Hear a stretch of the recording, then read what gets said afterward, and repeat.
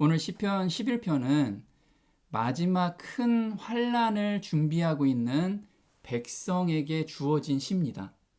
그래서 우리 하나님을 믿노라 하고 하나님의 말씀에 순종하려고 하면 반드시 핍박이 따르게 되는데 시편 11편은 특히나 마지막 백성을 위해서 이 시편 11편이 주어졌어요. 그래서 시편 11편을 우리가 외우게 되면 마지막 때 저희한테 큰 유익이 될 거로 생각이 됩니다. 소재로는요, 환난 가운데 담대함을 가질 수 있는 비결을 저희한테 주셨습니다. 시편 11편은 스코틀랜드 메리 여왕이라는 분이 계셨는데, 이분이 단두대 앞에서 죽기 직전에 이 시편 11편을 외우면서 담대하게 그 죽음을 맞이했어요. 그만큼 우리가 위기의 때 이 시편 11편을 묵상하게 되면 굉장한 위로를 받을 수 있는 시라고 볼 수가 있습니다. 다윗은 시편 11편을 쓸 때 굉장히 담대하게 쓰게 됐는데 그 담대함을 얻었던 비결을 저희한테 알려주고 있어요. 시편 11편 1절에 보면 다윗의 시 영장으로 한 노래, 내가 여호와께 피하였거늘 너희가 내 영혼도로 새같이 내 산으로 도망하라 하면 어찌민고.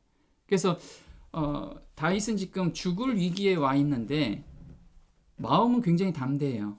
근데 주변에 있는 사람들이 빨리 도망가세요.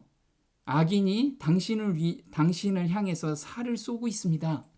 빨리 도망가세요. 이렇게 지금 이야기를 하고 있습니다. 근데 그 와중에서도 담대함을 얻은 그 비결을 저희한테 보여주셨고, 저희도 환난 가운데 이 시를 외우면서 하나님의 은혜를 생각해봐라, 이걸 저희한테 알려주고 계세요. 시편 11편의 배경이 어떤 배경이냐면 사무엘상 23장 14절이 배경입니다. 다윗이 광야에 요새에도 있었고 또 십광야 산골에도 머물렀으므로 사울이 매일 찾되, 사울이 이제 다윗을 죽이려고 지금 매일 찾고 매일 쫓아오는 거예요. 하나님이 그를 그의 손에 넘기지 아니하시니라. 사울이 자기의 생명을 빼앗으려고 나온 것을 보았으므로 그가 십광야 수풀에 있었더니. 그래서 사울이 이제 군대를 이끌고 2-3천 명의 군대를 이끌고 지금 다윗한테 찾아오고 있는 것을 보고 십광야 수풀에 들어가 있었어요. 그래서 십광야가 어디냐면 바로 이 부분이 10입니다. 그리고 광야는 엔게디 그 사이가 십광야예요. 요 면적은 우리가 보면 대전 정도의 면적, 대전보다 약간 작은 면적의 십광야라고 합니다. 이렇게 돼 있어요. 여기는 물도 없고, 근데 산이 험악하기 때문에 도망가기 아주 좋은 곳이죠. 그런데 살기는 너무 힘든 곳이에요. 여길 지금 도망가고 있는 그 배경에서 시편 11편을 쓰게 된 거예요.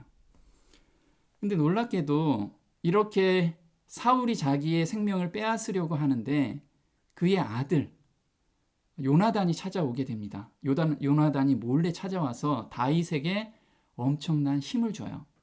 16절에 보면 사울의 아들 요나단이 일어나 수풀에 들어가서 다윗에게 이르러 그에게 하나님을 힘있게 의지하게 하였는데, 그래서 우리가 환난 가운데 있을 때 하나님께서는 그냥 너 한번 버텨봐라 이렇게 하는 게 아니고 말씀으로 위로를 해주시고 또 사람으로도 위로를 해주십니다. 하나님은 사람을 통해서 하나님의 일을 하시기 때문에. 그런데 이때 요나단이 다윗에게 엄청난 힘을 주게 돼요.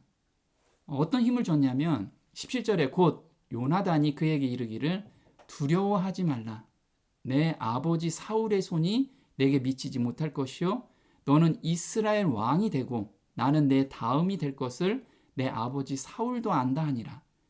두 사람이 여호와 앞에서 언약하고 다윗은 수풀에 머물고 요나단은 자기 집으로 돌아가니라. 그래서 요나단은 다윗이 결코 죽지 않고 하나님의 언약이기 때문에, 하나님의 기름 부은 자기 때문에 결코 죽지 않고 너는 왕이 될 거야.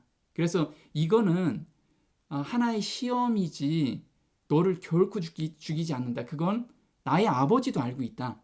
이렇게 지금 이야기를 하고 있어요. 다윗은 거기에서 힘을 얻었죠. 그리고 여호와 앞에 언약을 했는데 그 전에도 한번 언약을 했습니다. 어떤 언약을 했냐면 사무엘상 20장 13절에 만일 내 아버지께서 너를 해치려 하는데도 내가 이 일을 내게 알려주어 너를 보내어 평안히 가게 하지 아니하면 여호와께서 나 요나단에게 벌을 내리시고 또 내리시기를 원하노라. 너는 내가 사는 날 동안에 여호와의 인자하심을 내게 베풀어서. 그래서 요나단은 다윗이 왕이 될 것을 알았어요. 철떡같이 믿었죠. 그래서 너가 왕이 되면 여호와의 인자하심, 너의 인자하심이 아니고 하나님의 인자하심. 하나님의 인자하심은 끊임없는 사랑을 베푸는 거잖아요. 그 사랑으로 나와 내 가족을 보호해줘라. 내가 아버지가 너를 죽이려고 계획을 하면 내가 알려줄 테니까 그 언약을 한 거예요. 근데 이번에 또 두 번째 언약을 하게 된 거죠. 다윗은 같은 상황인데 다윗을 따른 사람들이 600명 정도 됐습니다. 신복들이죠. 엄청난 장수들인데 그리고 지략이 있고 같은 상황인데 그 600명이라는 사람들은 그 중에 많은 사람들은 이 꽃을 봤을 때 지금 여기 보시면 장미꽃입니다. 꽃을 보는데 가시를 볼 거냐 꽃을 볼 거냐. 우리는 상황이 같은데 어떤 사람은 굉장히 긍정적인 방향으로 보고 어떤 사람은 굉장히 부정적인 시각으로 본다는 거예요. 근데 다윗은 꽃을 보고 있었어요.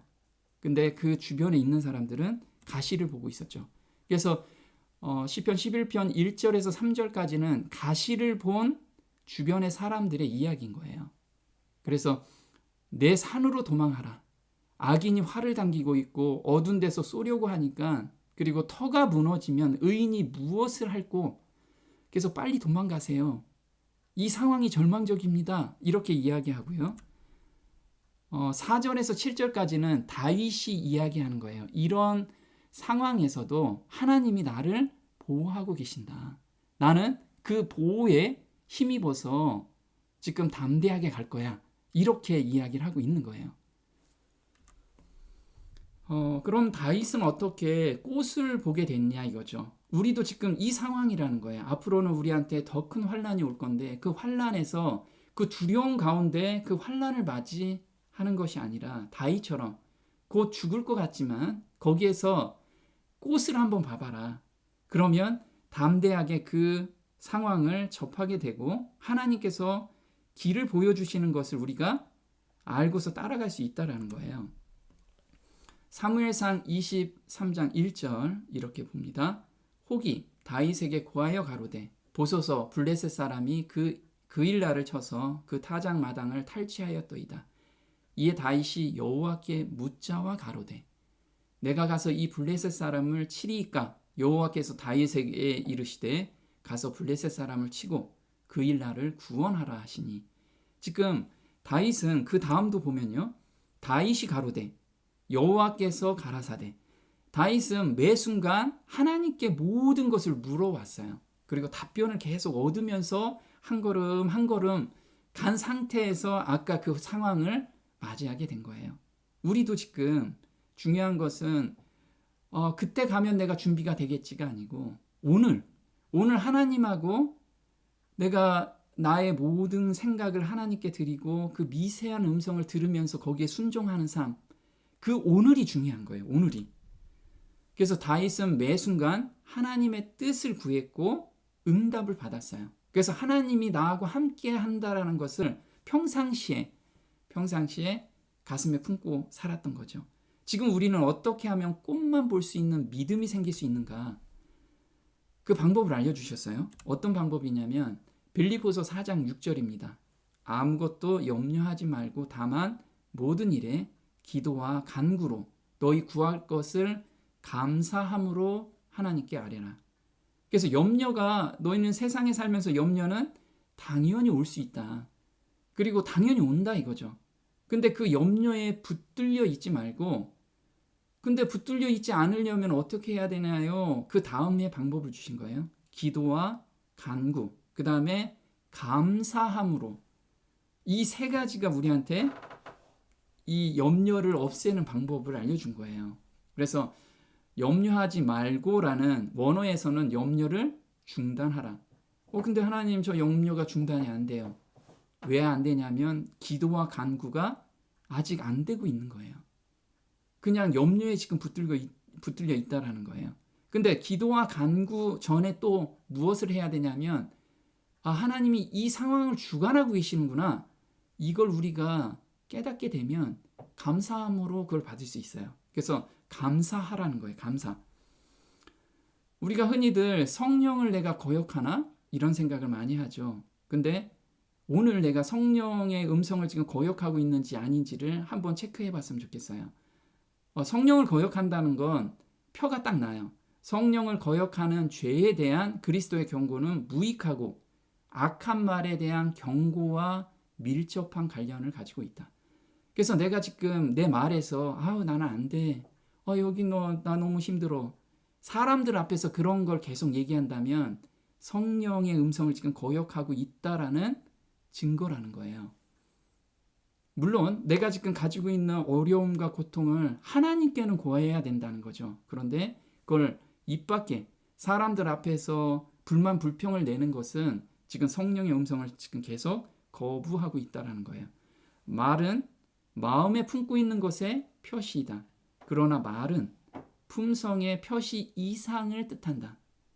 여기서 이상한 얘기를 해요. 말은 우리 마음속에 있는 것이 입으로 나온다고 하죠. 그래서 쌓은 선에서 선한 말이 나고 쌓은 악에서 악한 말이 난다는 거예요. 내가 평상시에 말은 안 했는데 어떤 생각으로 살고 있는지, 내가 지금 어디에 눌려서 살고 있는지, 아니면 누구의 악심을 품고 살고 있는지, 그거는 아무도 모르는 것 같지만 은연중에 나오는 말에 의해서 내 안에 뭔가가 있다라는 것을 표시가 된다는 거예요. 그런데 그거보다 더 한 단계 더 가서 품성의 표시 이상을 뜻한대요.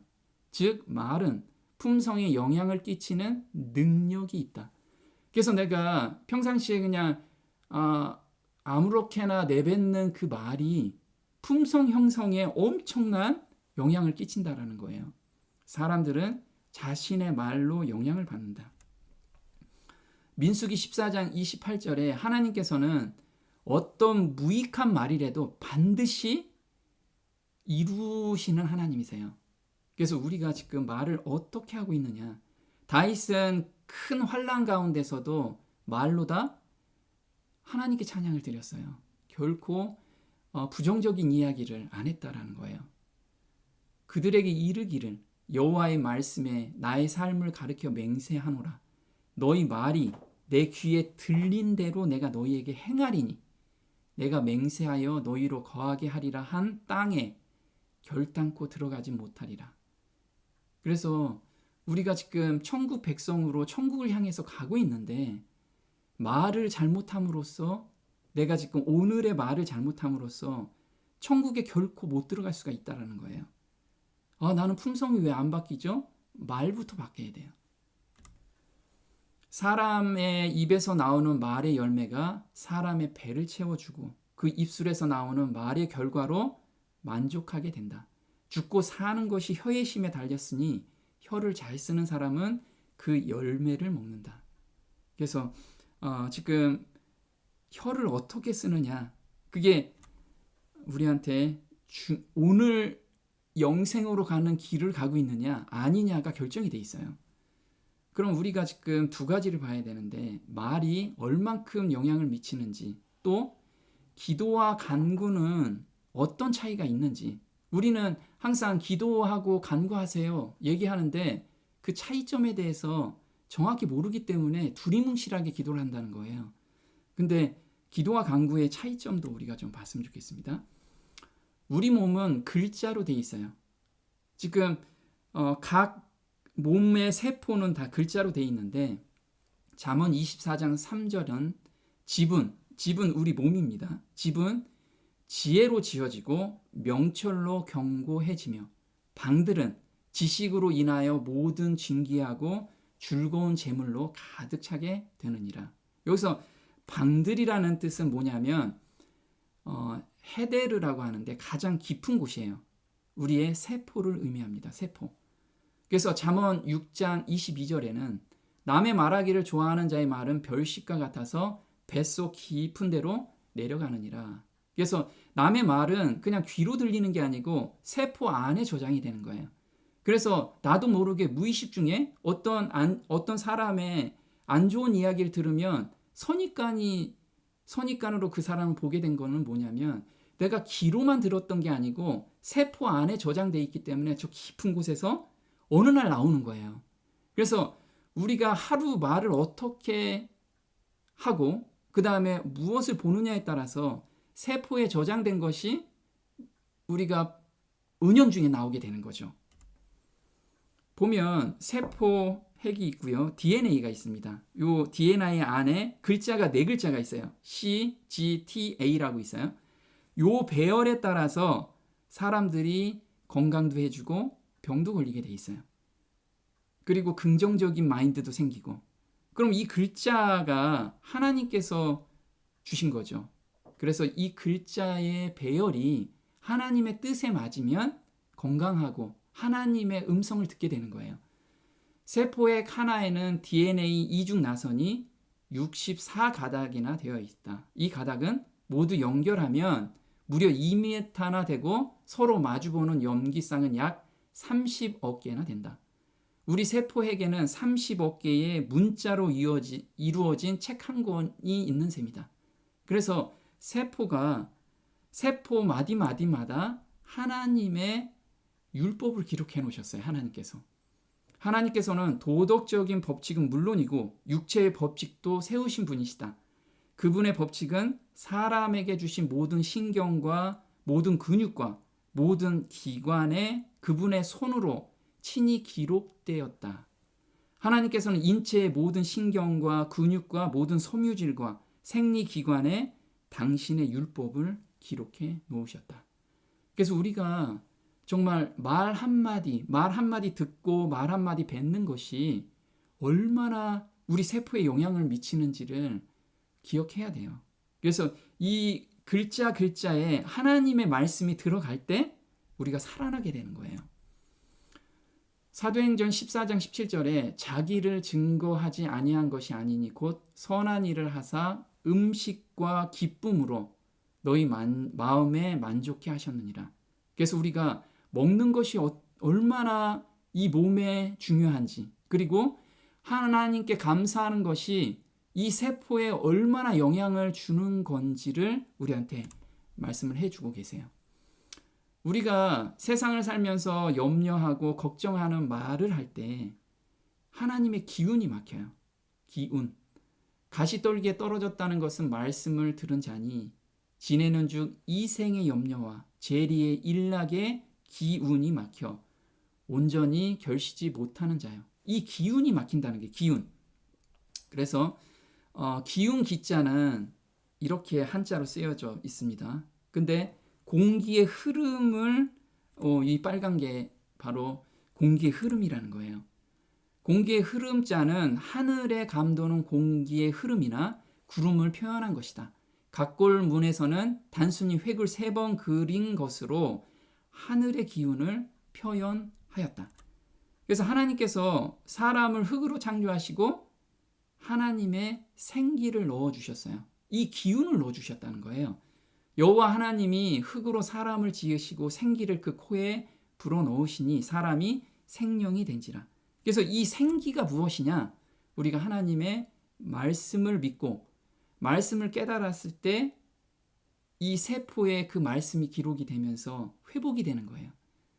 그래서 스위치가 탁 켜지는 거죠. 그래서 우리가 건강도 해지고 또 하나님의 말씀을 뚜렷하게 들리게도 하고, 그래서 우리 각 몸에 글자가 살아나는 거예요. 그래서 요한복음 5장 25절에 진실로 진실로 너희에게 이르노니 죽은 자들이 하나님의 아들의 음성을 들을 때가 오나니 곧 이때라. 듣는 자는 살아나리라. 그래서 하나님의 음성이 세포에 들어올 때, 그래서 우리가 남들한테 이야기할 때나 어떤 말을 듣느냐에 따라서 살아날 수가 있다는 거예요. 자, 기도와 간구의 차이점이 무엇일까요? 자, 기도는 하나님의 뜻이 무엇인지 알아가는 것을 기도라고 해요. 내 뜻을 가지고 하나님 이거죠? 해결해 주세요. 하나님 이것을 반드시 관철시키고 싶은, 그래서 금식 기도도 하고, 그게 기도가 아니라는 거예요. 하나님의 뜻이 무엇인가요?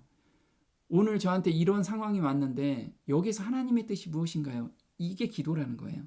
간구는 하나님의 뜻을 발견했으면 그게 이루어지기를 간절히 구하는 것. 그러면 기도와 간구라는 건, 기도는 뜻을 발견하는 거고 간구는 발견한 뜻을 반드시 이루어 달라는 것을 간절히 구하는 것을 간구라고 해요. 그래서 기도는 요한복음 14장 26절에 보혜사 곧 하나님께서 내 이름으로 보내실 성령 그가 너희에게 모든 것을 가르치고 내가 너희에게 말한 모든 것을 생각나게 하리라. 그래서 기도할 때 성령 하나님께서 하나님의 뜻을 우리한테 알려주신다는 거예요. 오직 하나님이 성령으로 이것을 너희에게 보이셨으니 성령은 모든 것 곧 하나님의 깊은 것까지도 통달하시느니라. 그럼 간구는 뜻을 알았으면 간절히 구해야겠죠. 내가 그렇게 살기를, 또는 내 삶에서 하나님의 뜻이 이루어지기를. 모든 기도와 간구를 하되 항상 성령 안에서 기도하고 이를 위하여 깨어 구하기를 항상 힘쓰며 모두 여러 성도를 위하여 구하라. 그래서 하나님의 뜻을 발견했으면 깨어 구하라. 쉬지 말고 그걸 계속 구하라는 거예요. 마음을 살피시는 이가 성령의 생각을 아시나니 이는 성령이 하나님의 뜻대로 성도를 위하여 간구하심이라. 이것도 성령 하나님께서 계속 간구하게 해주시는 거죠. 그럼 어떻게 쫓기는 상황에서 하나님을 온전히 의지할 수가 있었는가? 시편 11편 1절. 자, 우리가 피하다, 여호와께 피하다 많이 들었죠? 여호와께 피하다라는 것은 시편 31편 19절에 주를 두려워하는 자, 다른 말로 주를 경외하는 자를 위하여 쌓아두신 은혜. 그 은혜가 무엇이냐면 인생 앞에서 인생의 모든 문제를 가지고 주께 피하는 자가 주를 경외하는 자, 주를 두려워하는 자, 이거라는 거예요. 그러면 하나님께서 그 상황에서 우리한테 담대함도 주시고 평안함도 주시고 기쁨도 주신다는 거예요. 하나님의 마음을 주신다는 거죠. 그래서 그 은혜가 얼마나 큰지 다윗은 경험하다 보니까 피하는 자를 위하여 베푸신 은혜가 어찌 그리 큰지요. 이렇게 시를 읊조릴 수가 있었던 거예요. 마음이 바른 자는 어떤 자일까요? 바를 정, 우리가 한문으로 바를 정이 있습니다. 보면 바를 정자는 발로다 저 위에 노란 것이 바로 성이에요. 도성. 도성을 향해서 꾸준하게 가는, 도성을 향해서 가는 것을 바를 정이라고 합니다. 그래서 마음이 바른 자는 도성을 향해서 가는 마음이 변치 않는 것을 바른 마음이라고 해요. 히브리서 11장 13절에 믿음의 선진들은 다 이 바른 마음을 가지고 살았던 거예요. 이들은 모두 믿음 안에서 죽었으나 모두가 그 약속을 받은 것은 아니로되 멀리서 그것을 보았고 확신하여 소중히 간직하였으며 또 이 땅에서 타국인이요 순례자라고 고백하였느니라. 그래서 믿음의 선진 모두는 어떻게 그 믿음 가운데 흔들리지 않았냐면 도성을 향해서 간 거예요. 거기에 누가 계시니까? 하나님이 계시니까. 그래서 하나님을 만날 수 있다는 소망을 가지고 이 땅에서는 타국인처럼 살았다라는 거예요. 멀리서 그걸 보았고 확신했대요. 그리고 그 확신만 가진 게 아니고 소중히 매일같이 그 소중하게 그걸 간직하면서 하루를 살았다라는 거예요. 그래서 시편 11편 4절에는 여호와께서 그 성전에 계시니 다윗은 하나님이 성전에 계신 것을 보았어요. 하늘 성전에. 그래서 그걸 향해서 자기는 가고 있는 자라는 것을 지금 고백하고 있죠. 그 성전에서 여호와의 보좌는 하늘에 있으며 그 눈이 인생을 통촉하시고 그 안목이 저희를 감찰하시도다. 그래서 인생을 통촉하다. 우리가 왕한테 통촉해 주시옵소서 이렇게 하잖아요. 그래서 통촉이라는 것은 윗사람이 아랫사람의 사정이나 형편을 깊이 헤아려 살펴준다는 거예요. 하나님께서는 사람 왕도 그렇게 형편과 사정을 깊이 헤아리는데 하물며 하나님이 전지전능하신 하나님이 그의 백성이 부르짖는 소리를 안 헤아려 주지 않는다는 거예요. 헤아려 주신다는 거예요. 그래서 다윗은 그걸 믿었다라는 거죠. 우리한테 주어진 거는 우리는 시온산을 향해서 가는 성도들이죠. 그래서 찬송가도 그런 거 있잖아요. 시온산 향해 가는 성도들아. 그래서 계시록 14장 1절에 또 내가 보니 어린 양이 시온산에 섰고 그와 함께 14만 4천이 섰는데 그 이마에 어린 양의 이름과 그 아버지의 이름을 쓴 것이도다. 근데 시온산에 도달할 수 있는 그 사람들은 누구냐면 어린 양의 이름, 어린 양의 품성을 향해서 앞뒤 안 보고 좌우로나 치우치지 않고 그 품성을 향해서 오늘도 달려가고 있는 사람을 의미해요. 아버지의 품성과. 근데 이 사람의 특징들은 그 입에 거짓말이 없고 흠이 없는 자예요. 이게 예수님의 품성이잖아요. 우리도 이걸 향해서 가라는 거예요. 지금 11편 7절에 여호와는 의로우사 의로운 일을 좋아하시나니 정직한 자는 그의 얼굴을 배우리라. 그래서 아까 바를 정자죠. 그래서 하나님의 얼굴을 향해서 하나님의 품성을 향해서 우리가 오늘 달려가는 사람이 정직한 자라는 거예요. 나 거짓말 안 했는데요. 이게 아니고 정말 품성을 향해서 달려가라는 거예요. 여호수아 1장 7절에 오직 너는 마음을 강하게 하고 극히 담대히 하여 나의 종 모세가 내게 명한 율법을 다 지켜 행하고 좌로나 우로나 치우치지 말라. 그리하면 어디로 가든지 형통하리니. 자, 율법을 다 지킨다. 예수님께서 율법을 온전히 지키셨죠. 우리도 그 품성을 향해서 좌로나 우로나 근심 걱정이나 외부에서 어떤 공격이나 이거 물론 그런 것이 있다. 그렇지만 우리는 저 높은 곳이 있다. 목표가 거기다. 우리는 거길 향해서 오늘 달려가야 돼. 그걸 우리한테 지금 말씀을 하고 계신 거예요. 그래서 터가 무너진다라는 의미가 무엇이냐? 사무엘상 22장 17절엔 터가 무너진 것에 대해서 이야기해요. 왕이 좌우의 시위자에게 이르시되 돌이켜 가서 여호와의 제사장들을 죽이라. 그들도 다윗과 합력하였고 또 그들이 다윗에 도망한 것을 알고도 내게 고발치 아니하였습니다. 그날에 세마포 에본 입은 자 85인을 죽였고 제사장들의 성읍 노베 남녀와 아이들과 젖 먹는 자들과 소와 나귀와 양을 칼로 쳤더라. 사울은 이젠 눈이 멀어서 하나님의 제사장들 말씀을 전하고 그리고 제사를 지내는 그걸 완전히 무시해버리는 거예요. 그럼 하나님의 법을 폐할 때라는 거죠. 하나님 법이 뭐야?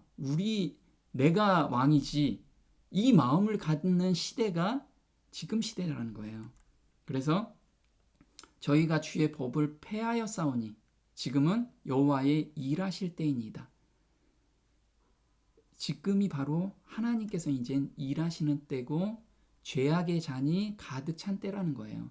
곧 우리한테 엄청난 큰 환란이 왔을 때 이 시편을 읊조리면서 우리가 그 담대하게 맞이해야 된다는 거죠.